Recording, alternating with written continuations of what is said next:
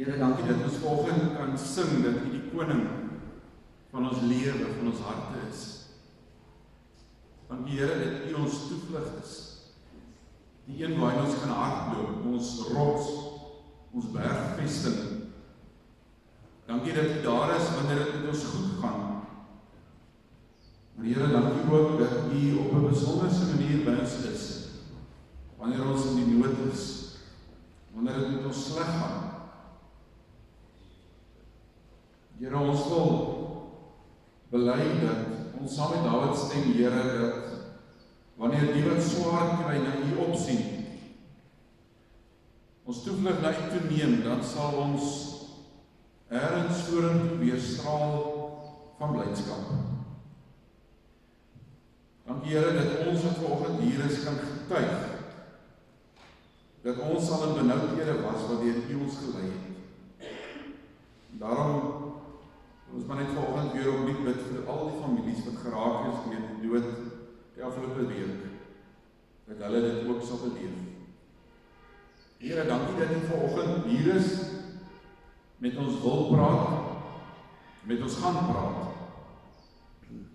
Ons wil maar net ons harte en ons gees oopstel vir U. Kom praat, Here. Kom oortuig wat nodig is. Maar help dat ons vryer, meer gewillig om te vergewe, hier sal uitstap vanoggend. Kom doen U die wonder in ons lewens, Here Jesus, deur die Gees. Amen.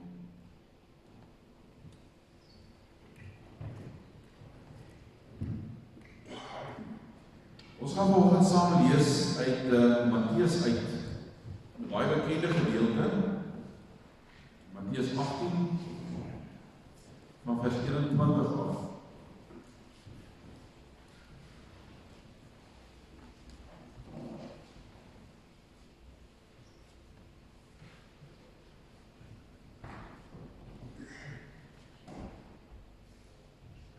Ek gaan dit sommer op die bord ook sit vir die wat nie Bybels hier het. So vers 21 lees ons, daarna het Petrus na Jesus toe gekom en gevra, Here, hoeveel keer moet ek my broer vergewe as ek iets verkeerds teen my doen? Selfs 7 keer? Jesus antwoord hom, ek sê vir jou nie 7 keer nie, maar selfs 70 maal 7 keer. Daarom kan die koninkryk van die hemel vergelyk word met 'n koning wat besluit het om saam met sy amptenare hulle boeke na te gaan. En toe hulle daarmee begin, is een amptenaar na hom gebring wat miljoene rand geskuld het. Hy kon dit nie betaal nie. Daarom het die koning beveel dat hy en sy vrou en sy kinders en alles wat hy het verkoop en die skuld betaal moet word. Die man het voor hom neergeval en gesoebat. Gee my toch uitstel. Ek sal hier alles terugbetaal. Die koning het hom jammer gekry en hom laat gaan en sy skuld afgeskryf. Miskien het jy sê die getalle waarvan hier gepraat word is so groot. Die teks wys dit dalk nou nie so mooi nie, maar dit is onmoontlik vir die ou om dit te kon betaal het en die koning spreek hom vry.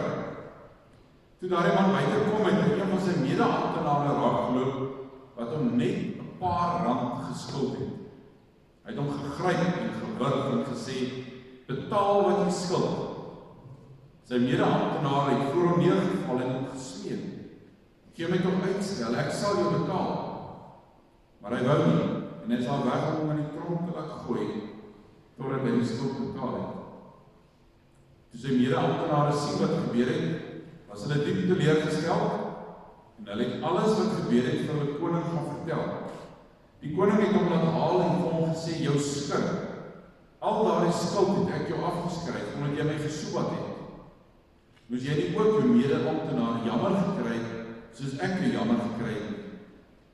Die koning was woedend, en hy het hom oorgegee om gemartel te word, totdat hy al die skuld betaal het. Gaan nou die laaste vers lees.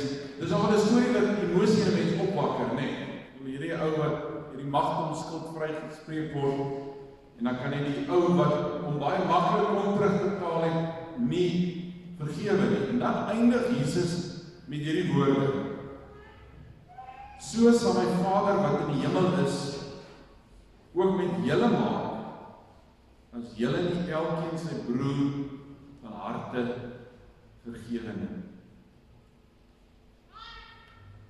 Vriende, ons is by week 7 oor die huwelik en ons kom vandag by seker een van die belangrikste, maar ook terselfdertyd dink ek een van die moeilikste goed wat ons moet doen om 'n huwelik te maak werk en te laat voortgaan. En dit is vergifnis. En onthou, ons het van die begin af gesê, alles wat ons oor die huwelik sê, geld ook binne die gemeente tussen gelowiges. Ja, die huwelik en die gemeente die ruimte is waar ons oefen om aan ons huwelike te werk, oefen om te vergewe, oefen om lief te hê, oefen om mekaar te verdra, oefen om te volhard. Piet, heb jy jou vraag? Of mag wat dit? Sorry, hierdie ding se liggie brand nie, ek is net bang, die video kom nie duidelik uit nie.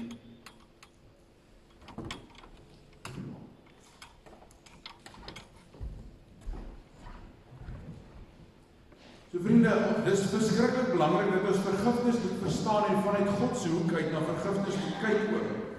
So 'n paar goedjies waarna ek wil hê ons moet kyk vanoggend. Die eerste is, dis dalk goed om te kyk wat vergifnis nie is. So vergifnis beteken nie dat jy sê, as jy iemand vergewe, sê jy nie wat met jou gebeur het, maak nie saak nie. En dit beteken ook nie, jy keer die daad goed nie. Vir God maak sonde saak. Dit gaan nooit verander nie. Nêrens gaan God sonde wat in die Bybel as sonde opgeteken is, vandag gaan ons kom sê, maar dit is nie meer sonde nie. Om die waarheid te sê die Bybel dat die Here ons sonde vergewe, maar ons nie vryspreek nie. Eksodus 34:7. Ek betoon my liefde aan geslagte en geslagte. Ek vergewe ongeregtigheid, oortreding en sondes. Die Here vergewe ons, maar hoor nou wat sê hy, maar ek spreek niemand sonder meer vry nie. So 'n ander teks wat sê God laat geen sonde ongestraf laat gaan nie. So God keer nooit sonde goed nie. Hy sal dit nooit verander nie. Hy laat dit nooit ongestraf nie, maar gelukkig vir ons, en dis hoekom die tekens van die brood en die wyn vanoggend hier is, het God iets gedoen. Hy het die straf wat ek en jy moes kry vir ons sonde, vir elke sondetjie wat ons doen, wat hy nie ongestraf laat nie, het hy aan die kruis laat vasspyker op sy seun Jesus Christus. So God vra nie dat ons die sonde ignoreer nie, of dat dit nie saak maak nie, maar God gee ons 'n plek waarheen ons kan gaan. Sodat ons met ons eie sonde na die kruis toe kan gaan jy met die een wat teen jou gesondig het, na die kruis toe, en jy gaan gee dit daar vir die Here. So sonde, bly sonde, ons hoef nie te sê of te maak asof dit nie gebeur het, en dat dit nie belangrik is. Die tweede ding wat sonde nie, vergifnis nie is nie, is dat vergifnis beteken nie, ek ontken hoe ek voel, my hartseer of my woede, of dit wat ek ervaar het, toe iemand teen my gesondig het. Want dit help nie, jy begrawe hierdie emosies nie. Dis soos 'n drukpot, as jy dit gaan begrawe, gaan daar 'n dag wees, waar die deksel van die drukpot gaan ontplof, en die hele dak vol beet gaan wees. So dit beteken nie, ons dink nooit weer daaroor nie, dit beteken nie, ons begrawe dit nie. Maar wanneer jy vergewe, dan beteken dit, jy onthou nog die insident, maar jy onthou ook, dat jy dit na die kruis toe geneem het. Saul is Saul, jy kan kom, hy is my assistent vandag. Ek het van hom gevra, Saul kom staan vir my hierdie kant. So hoe werk dit? Ek gaan so 3 rolspelletjies doen. Sê maar Saul,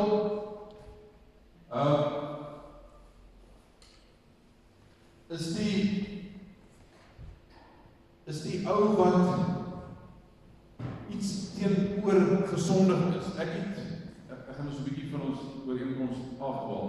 Okay. Saul, of nee, wat kom ons doen ek so, Saul trek my aan. Ek het ervaar dat Saul my verskriklik te nagekom het. Ek gaan nou nie vir julle sê wat dit is nie. Maar Sjaal het my vreeslik te nagekom, ergens 'n tydjie terug. Die baadjie, jammer is nou warm so baadjie, die baadjie is die gebeurtenis, die daad wat hy gedoen het. So na daai oortreding van Sjaal teen my, as ek na Sjaal kyk, dan sien ek eintlik nie vir Sjaal raak nie. Ek sien net hierdie seer, hierdie onregverdigheid wat hy my aangedoen het. So ek kan nou die hele tyd in Sjaal vaskyk en hom nie as mens sien nie, maar die Here vra vir my dat ek Sjaal moet vryspreek. So wat ek nou doen is, ek vat vir Sjaal aan die kruis toe, ons gestaan hier voor die kruis, en ek vertel vir die Here wat Sjaal met my gedoen het, en soos ek vir hom vertel, trek ek die daad, dit wat hy gedoen het, nie Sjaal as mens nie, maar die sonde, en ek kom hang dit aan die kruis, en ek praat my hart uit onder die Here. Soos ek nou, na dit, as ek dit daar gelos het, besluit het ek vergewe. As ek nou na Sjaal kyk ek nie meer in die daad vas nie. Ek kan nou vir Sjaal as mens sien. Nou Sjaal ook nog vry. En die Here sê op 'n ander plek, soos ander hulle sondes vergewe, sal die Here hulle sondes ook vergewe. Maar nou kan ons weer 'n gesonde verhouding hê. Wat gebeur, vriende? Voordat ek hierdie van hom uitgetrek het, is ek in die kerk, en weet jy wat, dan sien ek net hierdie. Dan kan ek nie eers luister as die dominee preek, want ek sien net dit wat Sjaal aan my gedoen het. Maar die dag as ek vergewe, staan dit nie meer tussen my en die Here nie, ook nie meer tussen my en Sjaal nie. Volgende Sondag as die kerk instap, dan sien ek Sjaal raak, soos die Here hom raak. Dankie Sjaal, ek gee net nou weer vorentoe. So, ek gaan nog onthou wat gebeur het, maar as ek onthou, dan gaan ek weet, maar ek het in kruis toe gevat. So ek is nou vry daarvan. Vriende, vergifnis is verseker ook nie maklik nie. Dit is een van die moeilikste goeders wat ons kan doen.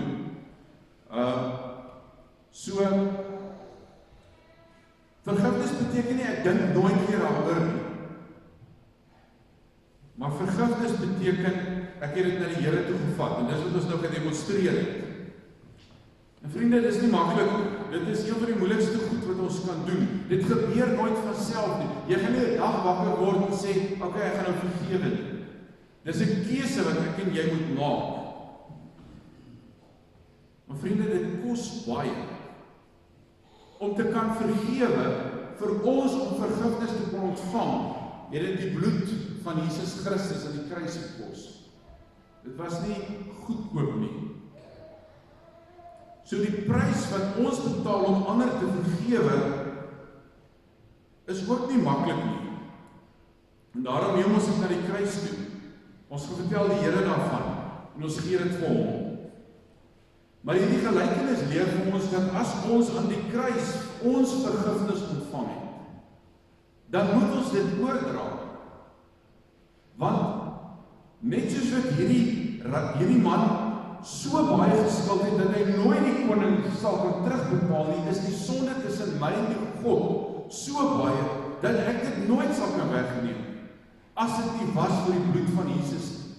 So die dag as ek in Jesus glo, as ek my sondes bely, spreek hy my vry. Maar nou stuur Jesus my uit, nou sê hy vir my, dit wat jy ontvang het, moet jy gaan oordra. Ek het vryspraak vir die mag om sonde gekry, en die Here vra nou, om dit ook aan ander oor te dra. Ongeag wat die ander persoon gedoen het. Jy kan dalk nou vir my sê, maar hoorie, soos jy weet wat met my gebeur het. Vriende, ons kan ons die ergste ding moontlik indink. Dit is nog steeds nie in lyn met die mag om sonde wat ek en jy ons lewe lang doen en wat tussen ons en God staan nie. Daarom moet ons ander vergewe. Vriende, as mense 'n bietjie praat oor hoekom ons moet vergewe, is dit nogal belangrik om uit God se hoek uit te kyk, want God, al sy bevele in die Bybel, nou hulle die speelveld van God wat ek al verduidelik het. God gee sy speelveld om ons die lewe in oorvloed te gee. Soos die Here vir ons sê, vergewe, dan is dit behalwe dat hy van ons verwag om gehoorsaam te wees, weet hy ook dat dit vir ons die beste gaan wees. So hoekom is dit belangrik om te vergewe. Want vriende, wanneer ons nie vergewe nie, blokkeer ons eie vergifnis. Dis ook wat hierdie gelykenis vir ons sê. Hierdie man word vrygespreek, al sy sonde, al sy skuld word afgewas. Maar onthou nou wat gebeur, hy stap uit, en hy stap in die eerste ou vas wat hom 'n klein bietjie teen hom oortree het, en hy wil nie vergewe nie. Wat is die uiteinde? Sy vergifnis word weggeneem. Hy moet ewe skielik alles betaal, en hy word in die tronk gegooi en gemartel totdat hy kan betaal. Dis eintlik word dit verwys na die hel toe. Want hy kon dit nie betaal nie, hoe gaan hy dit in die tronk kan betaal? En dan is daar 'n ander vers, 2 versies in die Bybel wat net so sterk is soos hierdie een in die gelykenis. En dit is as die Here aan die einde van die Onse Vader kom, dan sê hy net daarna in die volgende versie: as julle ander mense hulle oortredings vergewe, sal julle Hemelse Vader julle ook vergewe. Maar as julle ander mense nie vergewe nie, sal julle Vader julle ook nie julle oortredings vergewe nie. Vriende, tussen die gelykenis wat ons gelees het in hierdie 2 verse, kan geen mens wonder oor vergifnis. Die Bybel is hyperduidelik. As ons nie kan vergewe nie, sal God ons sonde nie vergewe nie. Jy kan nie daar verbykom nie.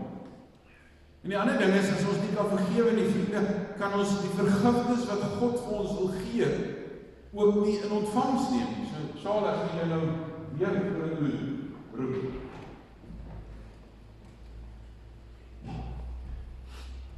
Daar steen Saul vreeslik oortree. Ek gaan nie sê wie van julle dit is nie. Maar dit ry Saul. Saul voel so sterk oor hierdie ding wat hom gedoen is, dat hy net nie by die punt kom om te vergewe nie. Daai daad het sy hele lewe beïnvloed. Dit het die gang van sy lewe beïnvloed. So hy kan net nie so ver kom om te vergewe nie, en daarom gaan ek hom vasbind.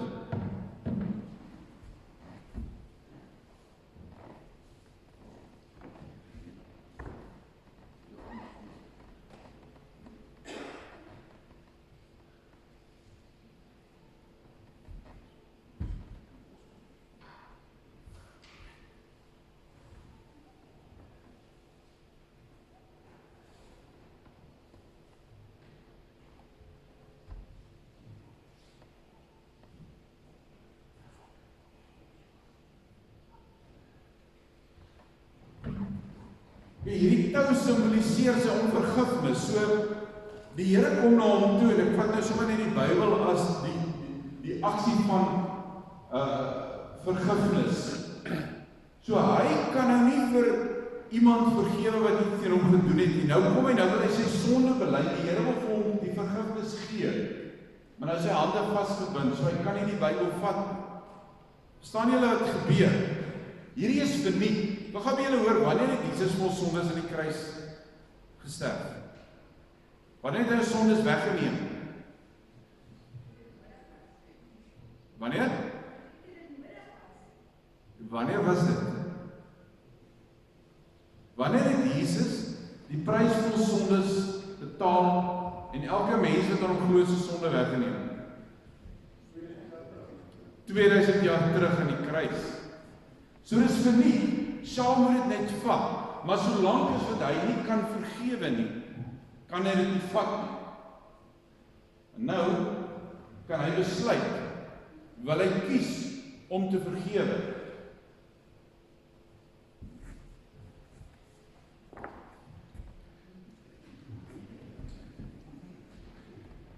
Daar kom hy nou, hy vergewe die persoon, hy vat in die kruis, hy praat sy hart uit, en hy kies om gehoorsaam te wees, en hierso ontvang hy sy vergifnis. Verstaan julle? Nee, dis die Bybel is daar ook, jy kan hom nie vat. Hy sal weer kan die ander reggemaak. Sal jy kan, ek gaan jou nou weer vorentoe roep. So vriende, as ons nie vergewe nie, kan ons nie dit wat die Here verniet vir ons wil gee, in ontvangs neem nie. Die tweede ding is, wanneer ons nie kan vergewe vergewe nie, blokkeer dit ons eie genesing, die vermoë dat ons genees kan word. Wil weer sê, God weet wat vir ons die beste is. So vriende, as ons nie kan vergewe nie, jy moet nou nie in jou lewe gaan delf. As jy bitterheid in jou hart het, dis soos 'n kanker wat in jou vreet. Dit vreet in jou emosies, dit vreet in jou siel, dit vreet in jou hart. Dit hou jou terug. En dit maak dat jy die lewe nie voluit kan leef nie. Sjaal. Ek sit nou eintlik die kop mikrofoon, maar kom jy hier voor.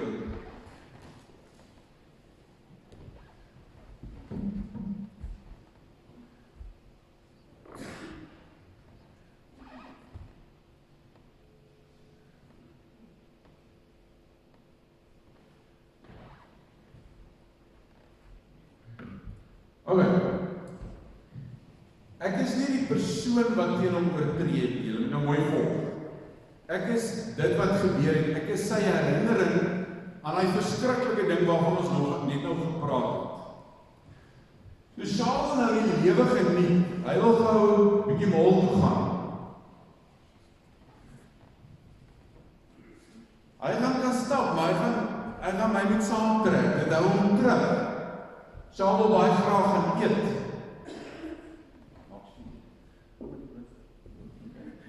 Hy wil nou by die brood gaan. Jy aan.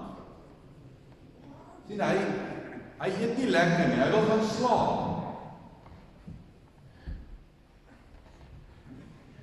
Julle kry die dinge sê, hy raak nie slaap, en die herinner hom heel tyd, trek heel tyd aan hom, hou hom terug, sodat hy nie voluit kan leef nie.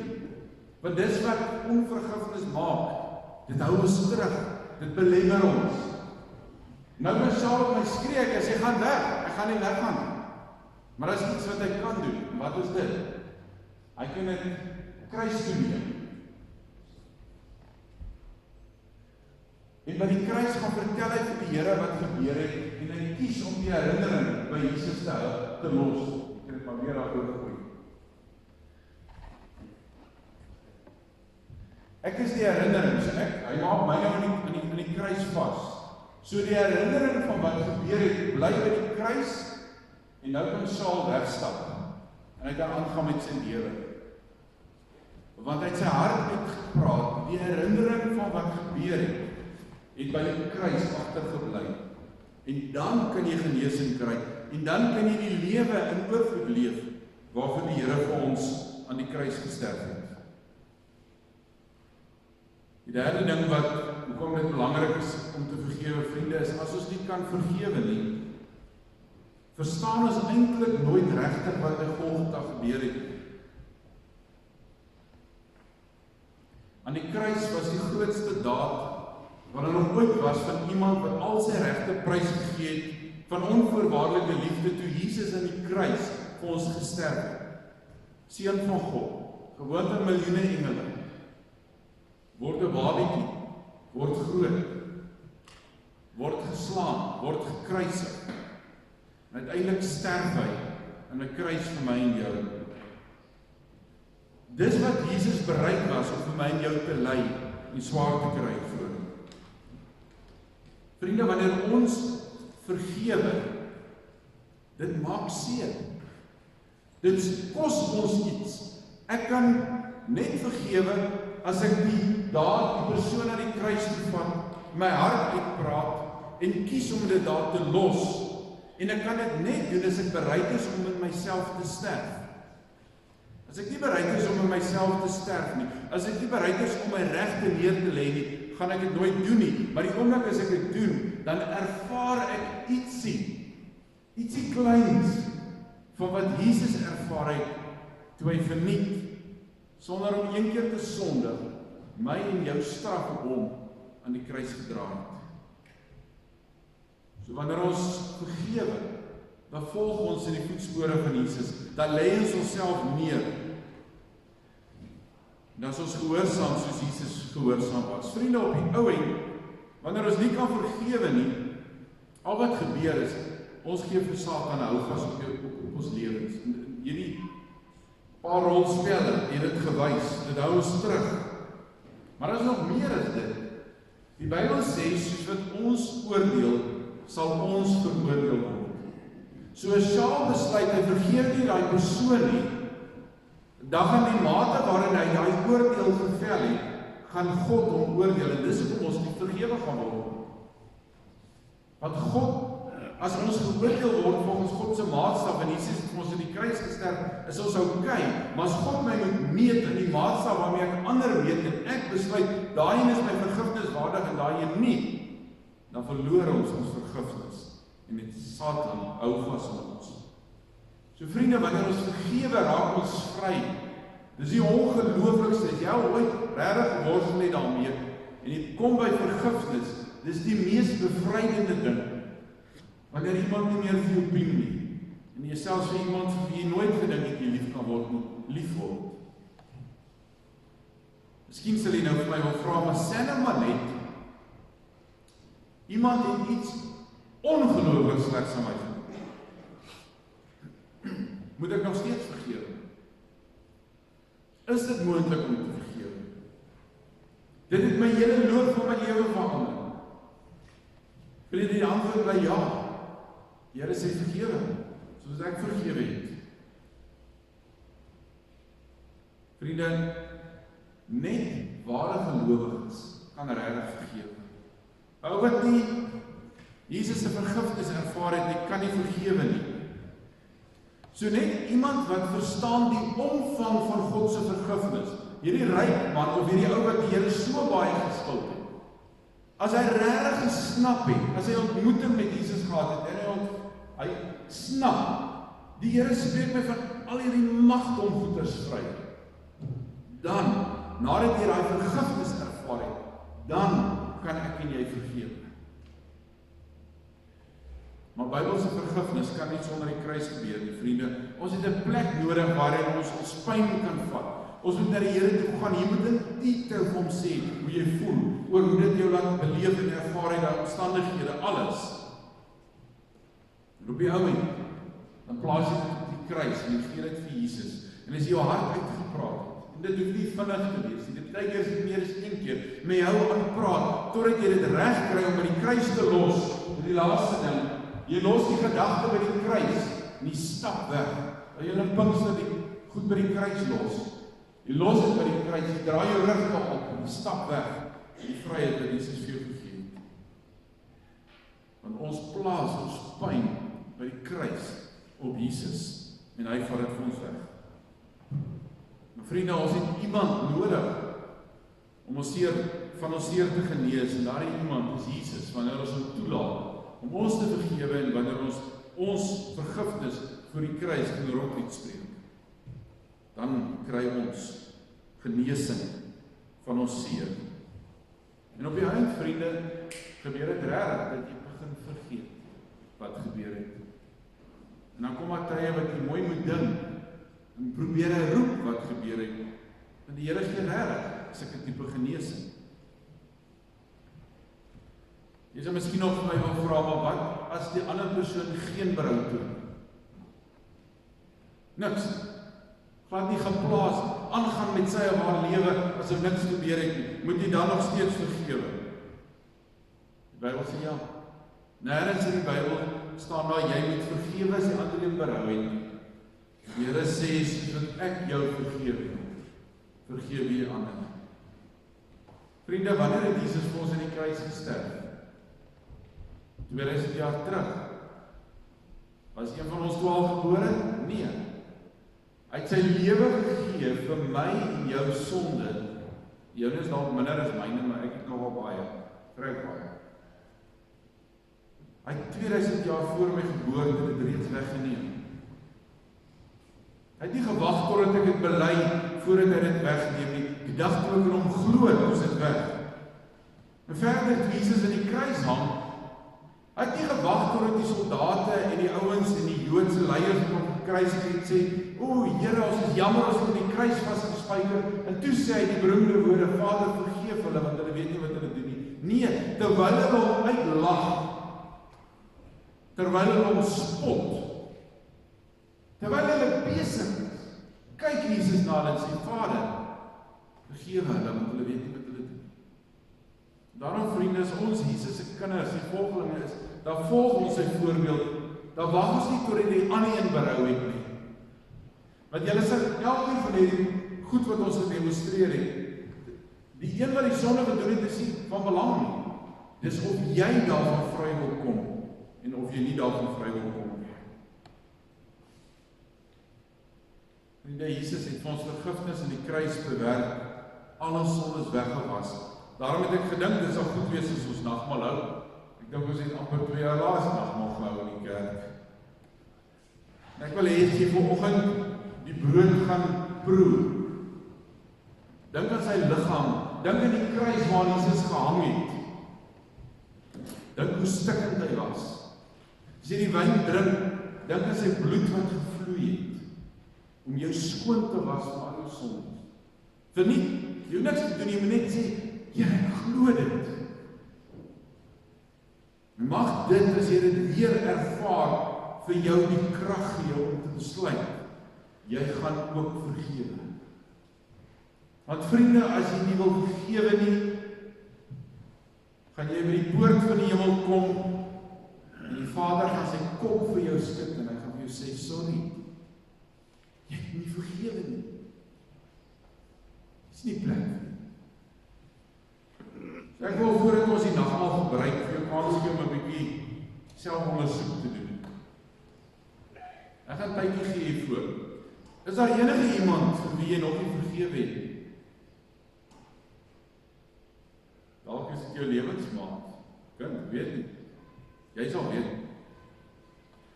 Vra vir jouself, wat keer jou om te vergewe, en in die lig van die boodskap, het jy grond om te staan? Nou wil ek vir jou vra, wil jy nie vanoggend kies om te vergewe nie? Al beteken dit dat jy net vir eers en sê, Here goed, ek is gehoorsaam, ek kies daarvoor, en jy gaan vanmiddag huis toe, of vanaand, en jy gaan in die kruis toe, en jy vertel presies wat gebeur het, en jy praat jou hart uit voor die Here. Maar kies vanoggend om gehoorsaam te wees. En die laaste een is daar dalk iemand vir wie die Here vanoggend vir jou sê, jy moet na iemand toe gaan en gaan sê, jy is jammer oor wat en jy aan daardie een gedoen het. Ek gaan so tydjie gee vir stil gebed, voordat ons die nagmaal gaan gebruik. Dat jy aan die hand van hierdie 4 punte net jouself voor die Here ondersoek volgend, voordat ons die nagmaal gebruik.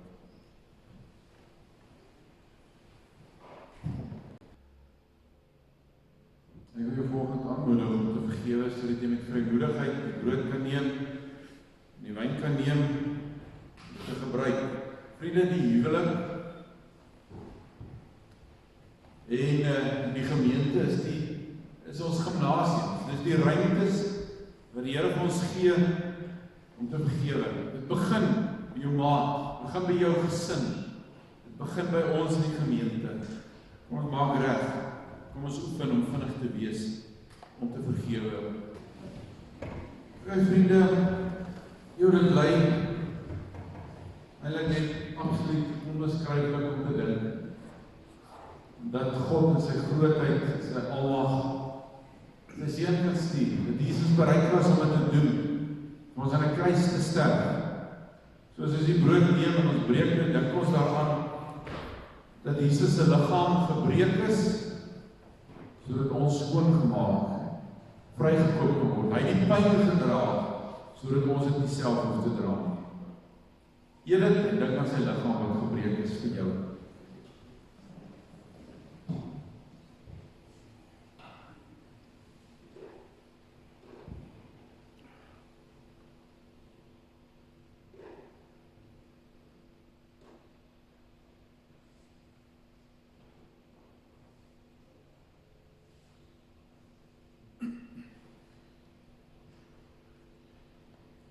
Here Jesus het ook toe die nagmaal ingestel het, die beker geneem, gesê, drink daaruit. Dink daaraan, so seker as jy die wyn proe, ryk, kan insluk, jy so 'n bietjie warm maak.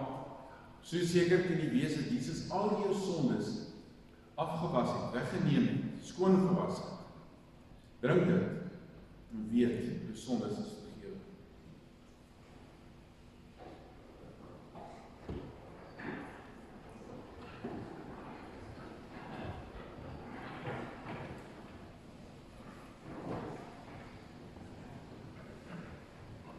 Vriende, met die eet van die brood en die drink van die wyn, hoop ek verstaan jy, dat so seker as jy dit geëet en gedrink het, so moet jy gaan vergewe.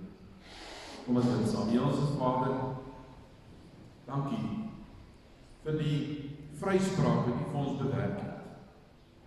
Die vergifnis van ons sondes. Here, ons kan maar net op ons knieë voor U neerval en sê dankie. Dankie Hemelse Vader vir die wonder van Jesus se kruisdood, van die wonder van ons vergifnis en die vryspraak wat U vir ons gee. Help ons, Here, U weet, ons sukkel baie keer. Help ons om vinnig te wees om te vergewe. Help ons om met dit wat ons moet vergewe, of die mens wat ons moet vergewe, kruis te gaan, en ons harte uit te praat oor U, te vertel wat ons ervaar en beleef en gevoel het. En dat ons dit dan vir U kan gee en by U kan los en kan wegstap, vry, heel, sodat ons die lewe in oorvloed kan gaan leef. En Here, help ons om ook mekaar daarmee te help.